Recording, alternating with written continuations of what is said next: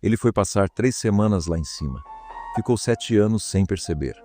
Hans Castorp subiu a montanha só para visitar o primo, internado num sanatório na Suíça. O plano era simples: 3 semanas de descanso, depois voltar para o trabalho, para a vida real lá embaixo. No sanatório, o tempo se comportava diferente. Ninguém tinha pressa de lugar nenhum. Existe um detalhe que muda tudo. No exame médico de rotina, encontraram uma mancha no pulmão dele também. De repente, Hans não era mais visita, era paciente. E as 3 semanas viraram um prazo indefinido. Os dias começaram a se repetir, quase idênticos.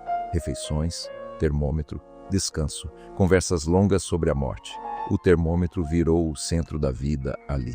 7 minutos, várias vezes ao dia, medindo o próprio corpo com uma atenção quase religiosa.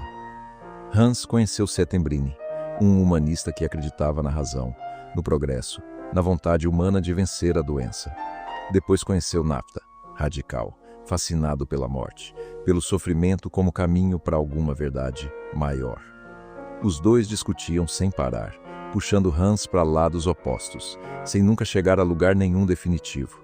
Mas isso não é o pior.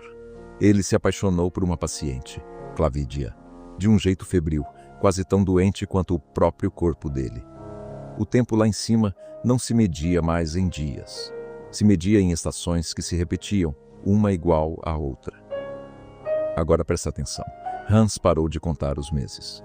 Depois parou de contar os anos. Um dia, sozinho, ele saiu para esquiar e se perdeu numa tempestade de neve violenta. Quase morreu congelado ali, deitado na neve, entre o sono e a morte. Teve uma visão. Pessoas felizes numa praia ensolarada. E depois, escondido atrás dela, um horror antigo, silencioso. Acordou a tempo de voltar andando, mas não contou para ninguém o que tinha visto na neve. Chegou depois um homem chamado Pippekorn, cheio de vida, de apetite, de presença. Tudo que Hans e os outros pacientes não tinham mais. Pippekorn dominava qualquer sala só de entrar nela. E mesmo assim, também estava doente. Também ia morrer. Incapaz de aceitar a própria decadência, Pippekorn escolheu o próprio fim antes que a doença escolhesse por ele. Mais uma morte, mais um dia igual ao seguinte, mais um pedaço de vida real que Hans deixava escapar lá embaixo. Discutia filosofia, política, vida e morte, sem que nenhuma discussão nunca resolvesse nada de verdade. Lá embaixo, o mundo real continuava girando. Guerras se formando. Vidas comuns sendo vividas, sem ele. 7 anos se passaram, quase sem Hans perceber. A montanha tinha virado o mundo inteiro dele. Foi só a guerra, estourando lá embaixo, que finalmente arrancou ele daquele tempo suspenso.